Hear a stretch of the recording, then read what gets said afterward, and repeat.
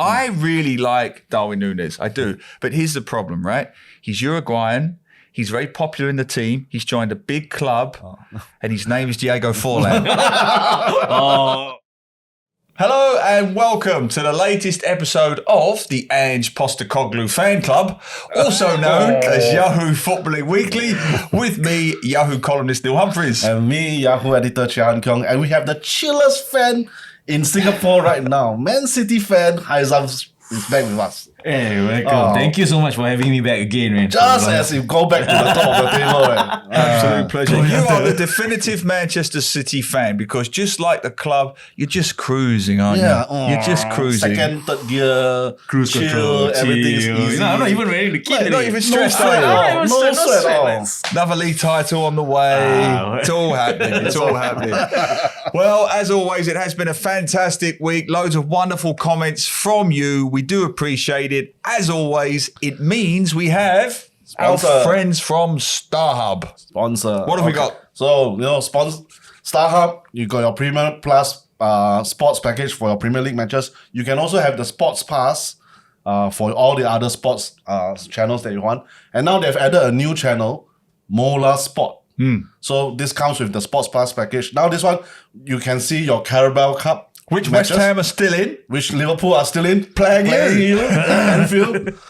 You can also, if you are English Football Championship fan, second tier after English Premier League, they are showing EFL matches. So if you really want to see Perry Ng, Cardiff City, Mola Sport. That's a good one. So yeah, both EFL and Carabao Cup are available on Mola Sports with the Sports Plus package for StarHub. Now from now until 13th of November, there's a free preview at the StarHub. So go and have a look at it. Brilliant. If you like it, sign up. Brilliant. So Perry Ng coming to Singapore Yep. in more ways than one.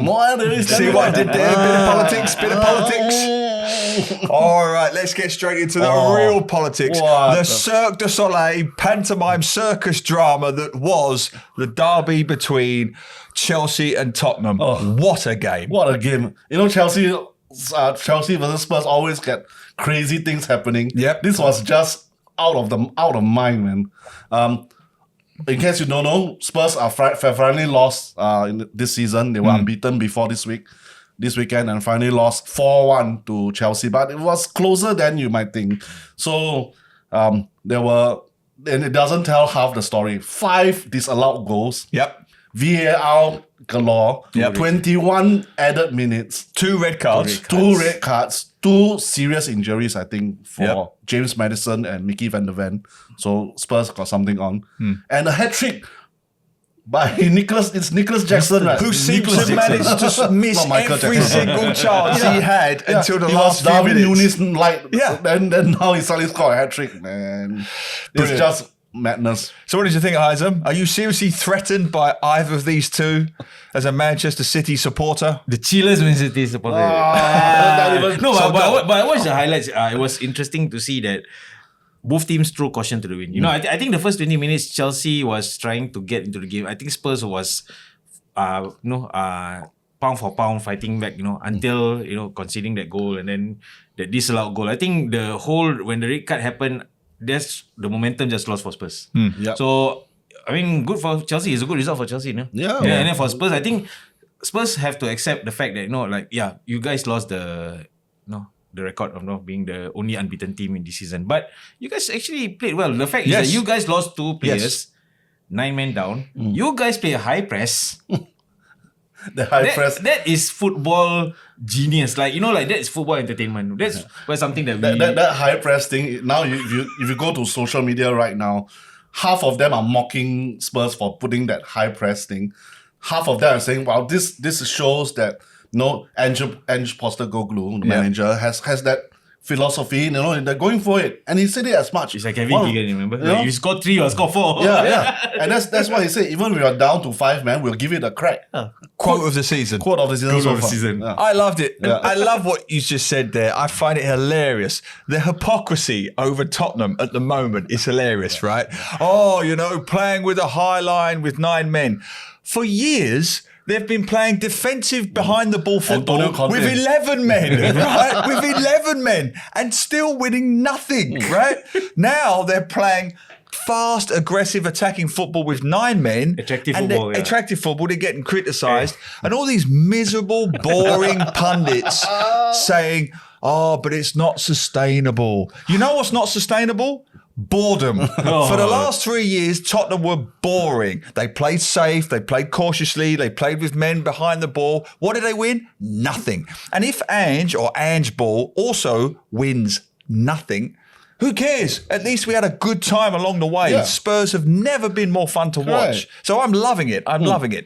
Yeah, and it just shows that that conviction of Ange Postecoglou in his philosophy. He said, well, 9 men, our chances of winning aren't that much anyway, even though it was 1-1 at that time. And then, but might as well go for it. Who knows? You spring a surprise. The Chelsea are also trying to adapt to 9 men, and then there you go. Yep. They did have some chances. They couldn't convert, and then Chelsea. Let's give credit when it's due. The score is 4-1. Yeah. You've gone 6-1, 7-1, 8-1 with 9 men down. Yeah. But the fact is that the score went, it's 4-1. And 2 of them was in. They almost pinched a point. They had a goal disallowed. I mean, a good goal. Eric Dyer had a good goal disallowed. And you are never going to see a team lose 4-1 at home and leave the field to a standing ovation. And at the same time, the team that won 4-1 ended up having more question marks than when they started. I've never known a team win and people say, yeah, but they weren't that good, were they? There's still a lot of problems there. If you take out Raheem Sterling, who played well, the boy Jackson, oh my God, at the moment, he couldn't hit water if he fell out of a boat. I mean, he just... Even when the ball came in for his first goal, everybody's like, can he score? Can he score? Oh, he actually scored. Yeah, it's a surprise. He actually scored. So I think Tottenham, okay, they lost the game. They would have only got a point anyway, but they've won a so-called moral victory, which sounds a bit, but they did do very well. I think they will bounce back. My bigger concern for Tottenham, they've lost Romero. Maddison possibly to injury. Mickey van der Ven was playing very well. And Udogie, of course, to suspension. That's 4 key players. And the thing about Romero has been fabulous for Spurs. But he's like Animal in the Muppets.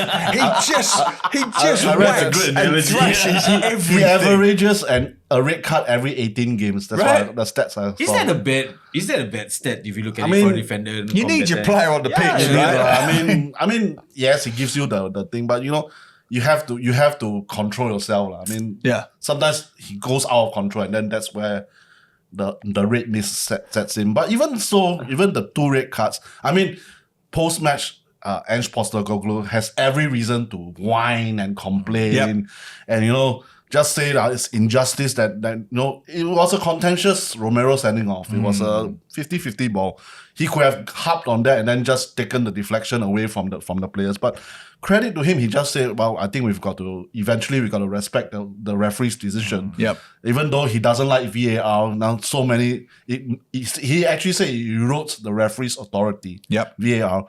But you still have to respect, in the end, have to respect whatever the decision is. So, and that also makes us think that there's a sensible reaction. Don't overplay your victim. Don't play the victim card every time. And then unlike another North London club, which we will come to in a while. Well, I couldn't agree more, and that's the perfect segue because Arsenal, Mikel Arteta. And every Arsenal supporter on the planet right now is either writing a statement, writing a blog, writing a tweet, asking for this official to be sacked, that official to be sacked, everyone to be sacked.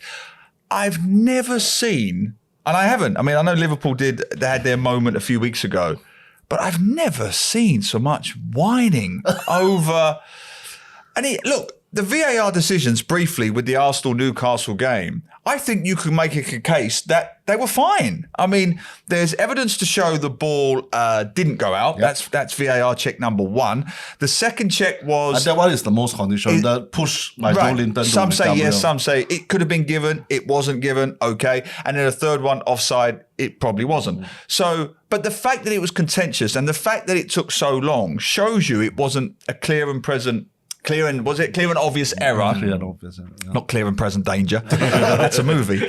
And therefore, no big issue. Yeah. But they couldn't stop complaining. Yeah, and Arteta was like apoplectic during the media conference, saying that it's an embarrassment, it's a disgrace. We tried so hard, it's already not easy to beat Newcastle, and then you have to do this to us. It's all the injustice in the world. And first of all, my first reaction was, wow, this is a bit excessive, but okay, I understand your sentiment. In the heat of the moment. In the heat of the moment. Then the next day, Arsenal put out a statement saying, we'll stand by him. We always stand by him. Okay, you're going to get... My first thing is, you're going to get fined heavily. But the fact that the club actually has a statement to back up the manager a day after he went on that Kevin Keegan tirade, it says a lot.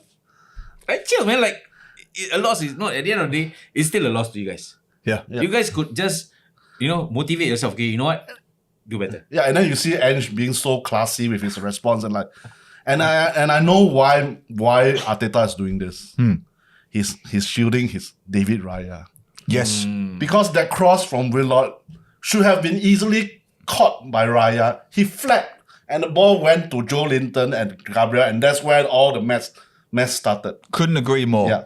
And also to shield himself from Kai Havertz, questions on Kai Havertz, because his signings, both are his signings. Kai Havertz almost had to be sent off because there was a very reckless tackle early in the game against Newcastle, and he couldn't score in the absence of Gabriel Jesus. And those are his new signings this season. Declan Rice, yes, good signing, but the other two dodgy signing, and it's hampering Arsenal's progress. And then that which is why he's trying. I mean, that's probably why he's gone to town with the poor decisions. Couldn't agree more. In fact, watching that game and Arsenal generally in recent weeks, I am starting to think they're not going to win anything.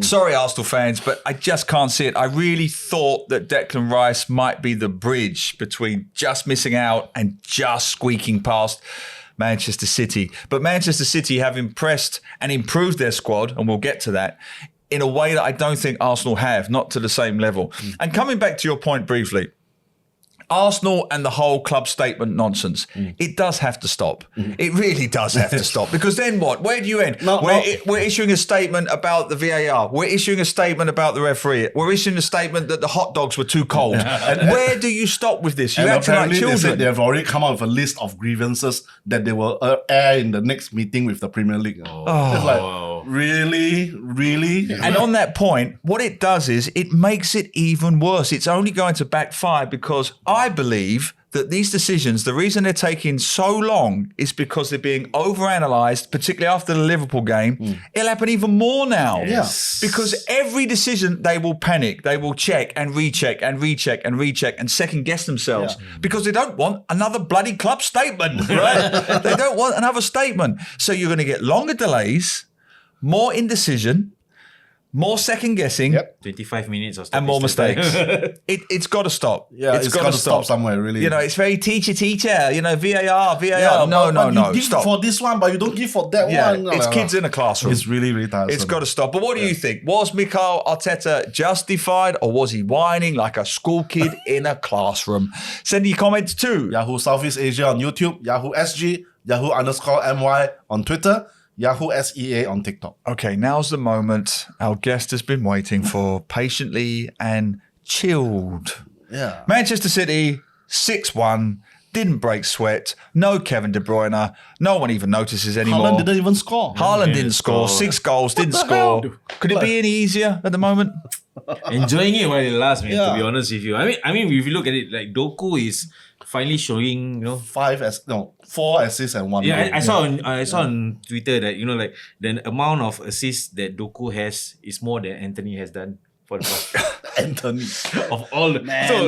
So it was like, I mean, Doku felt like that player where, it's like as if he was in the team for the longest time. Yeah. Scoring 2 goals, providing, and he's only a recent signing, right? Yes, he's just a recent signing. Staggering. Yeah, and the fact that he actually kept Grealish out of the team. Yeah. So it says a lot, like the fact that he already come to the team, and he came from, I wouldn't say top club, he came from Rennes, one of the French, like clubs, mid-table. I read that Kevin De Bruyne had been recommending him. KDB actually recommended that he will be the future of one of the future for Belgium, Belgian national team. So the fact that he actually played that well, assists, it says a lot like, this is the player that flair, City fans have been wanting to Yeah. have, and to be honest with you, it's not that we don't miss KDB. I mean, KDB is in his 30s, and now with his injury, and eventually we have to find that replacement. And the fact that this season KDB is out, Alvarez is stepping up, reinventing himself. It's like, wow, like we didn't thought like we see that day where Alvarez and Haaland playing in the same team. And Bernardo Silva just And behind Bernardo has been Silva, yeah. fantastic. So I mean, for City fans, for me, it's like it's not chill. It's just enjoying it. I just want to say that we have been talking about Man City, and then how it's because it's got Abu Dhabi backing, and then it got some financial fair play, things still happening. So innocent until proven guilty. Fair enough, but I think you still have to give it to them after seeing all the mess at Manchester United, at Chelsea, and even PSG. They throw so much money like Man City did, but all three clubs are in some sort of a dysfunction, some sort of disarray all through these years, and Manchester City just keep chugging along by the right people. I think the sporting director Bergeristan, is it? Yep. And From then Barcelona, right? Soriano, two of them. Yes. They've been absolutely vital behind the scenes at Manchester City. They pay a lot for a player, but it's always the right player. Yep. They always fit into Guardiola's plans. Yep. And very few times, maybe Calvin Phillips, but he was unlucky with injuries. But every time they got new signing, he always works. It always become and they get better. The players get better. Even Nathan Ake I saw played okay Nathan at the Ake, weekend. yeah. So the thing is that I think the clubs have I think fans have to see the bigger picture. It's like when Pep came in, the both Soriano and Tixi came before Pep. So they had set the stone, the benchmark, not the benchmark, I would say the foundation. Of like how we want City to play. So the fact is, yes, the City tax money will still be there, unfortunately, because clubs know that even City has money. But then again, getting the right players.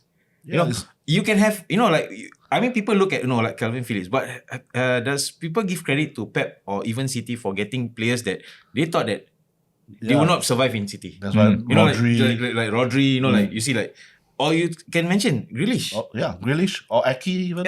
No one actually thought about it. No one actually give that credit. The fact that City throwing money here and there. But then again, money you can buy players. But then again, to get the players to play together according to a manager's style of play, it's another thing altogether. I agree with both of you. In fact, this is where Gary Neville is absolutely right, because if you compare Manchester City to Manchester United, apples and oranges, and they've spent similar amounts of money in recent years, but your point is absolutely correct. Trixie and Soriano came in first, then Guardiola. The three of them became this coaching triumvirate. This is the system. This is the pattern of play. We need players to fit this. Not just anyhow throw things at the whiteboard, see what sticks. And for that, because Manchester United took a long time to get a sporting director. And that was not even a recent thing. It's like they took 5 years, and they still can't get it right. No, and then you look at Manchester City, they bring in this boy Doku. Now Grealish can't get in the team. And if I'm Jack Grealish sitting on the bench, I am genuinely worried, because that performance from Doku,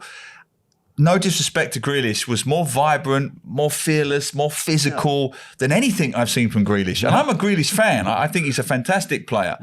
So yes, I agree with both of you. City, whatever the money, is in a different league to everybody else when it comes to recruitment, including Liverpool now. Yeah, sadly. And you think about it, the fact that other clubs are poaching City's recruitment team says a lot. Yeah. I think one of City's academy head of coach just recently went to, I can't remember, is it Wolves or something? I think it's Wolves. Yeah, Wolves. Yeah. So the thing is that, you see, that's the idea, is that when you get the right staff, you need the right personnel to have that ideology. Like, this is what we are going through. This is what we want. You can throw money, but then again, you are throwing quality money rather than you're throwing money just to appease people. Yeah. And then like, sorry, United fans, like, you look at it, like, when you talk about Højlund, Højlund is a good player, yes, granted. But the thing is that you are comparing it with Haaland. They're saying that Haaland came in after a good season in Dortmund. You know, yes, he had injuries, but then again, he came in with like he could score. Højlund, yes, Højlund is really a player that for the future, yes, I believe that he has that talent. Give him time. But the problem right now is, does he fit the United mold right now? And United itself, they don't even know what they want. Do they have people to support him properly to score goals? No, Yeah. it's all a shot in the dark. But it doesn't matter, because when it comes to recruitment, nobody gets close to Darwin Nunez at Liverpool. He delivered again in terms of being erratic, mediocre, slightly pantomime-ish, and generally he's all-round our erratic entertaining. hero, man. So come on, Liverpool man, what do you make of Darwin Nunez? I mean, obviously, you can't forgive him for missing that point-blank shot. And then he hit the post a few times also, and I don't. What is his attraction with the post? Every time he hits it, every He's time. unlucky, to be honest with you. Yeah, Lucky. I feel but then in midweek he scores that brilliant goal against Bournemouth in the Carabao Cup, and like, oh well. So I mean, yes, I mean, infuriating. I mean, every time I see him, like it's like Nicholas Jackson at Chelsea, like, oh, he's free. Well, is he gonna score? I see he hit the post. I think also because for us fans, right, I think our expectations are more brutal. Yeah. You know, like when you come in with a huge price tag, which is why, I agree with you, and which is why I want to say he brings more to the table than he takes away from the table in this current squad. I mean, yes, he leads the line like a proper centre forward. He causes terror with he's deceptively fast. He's very, very quick, and then he will cause a lot of problems for all the defenders. He will play till he drops to the ground. Everything you want in a centre forward, playing Klopp's gegenpressing philosophy, he will do it. It just happens that he gets into positions to score. It's just that he's still. And I see Daniel Sturridge. He was on Monday Night Football. He was talking about Darwin Nunez. He just said he needs to do training sessions where he practices these particular types of goals when he's doing it at match tempo, and then he will learn that he doesn't need to smash the ladder off the ball all the time. He can be relaxed and calm. Tap in. But someone like an Alan Shearer or a Gary Lineker, if they were sitting here now, they would say that's instinctive. You wouldn't at that elite level. You don't need to be taught that, right? I mean, you teach that to the under 8, 9s, and 10s. You shouldn't be teaching an elite footballer at Liverpool how to shoot a ball into the net. Really, you can work on accuracy. You can work on weaknesses. You can work on positioning. That's pace. He's still not. Yeah. But then again, if you look at it from a Liverpool, right, Darwin Nunez issue, right, is that because Liverpool has before Darwin Nunez came to the team, the strikers have always been, the scorers will always been the wings. The wings. Firmino is not that 20 goals a season, you know. And when Darwin Nunez bring that bite into the team, like I think the expectations are, because he's a centre forward, so he needs to at least score 15-20 goals. But then again, with Liverpool, not necessary for Liverpool. So I feel like the expectations is that, like, I mean, for me, I rate Darwin Nunez. Yeah, really, I do. I really, because the fact is that you nowadays you see we have footballers who are those pressing footballs. You know, Darwin Nunez fit that mold. You know, it's like he's gonna go for the first ball when the opposition gets the ball. But I think the expectation is that because he's a centre forward, he needs to score. That's the key. Needs to score. That's the key. I agree with both of you. I really like Darwin Nunez. I do. But here's the problem, right? He's Uruguayan. He's very popular in the team. He's joined a big club, and his name is Diego Forlan. Now, I love Diego Forlan. I was there at Anfield when he scored his 2 goals against Liverpool, which made him a folk hero for Manchester United. He scored the 2 goals. They won 2-1. They were singing his name. Monday morning after that game, I was sitting in an office with Diego Forlan, interviewing him at the Manchester United training ground.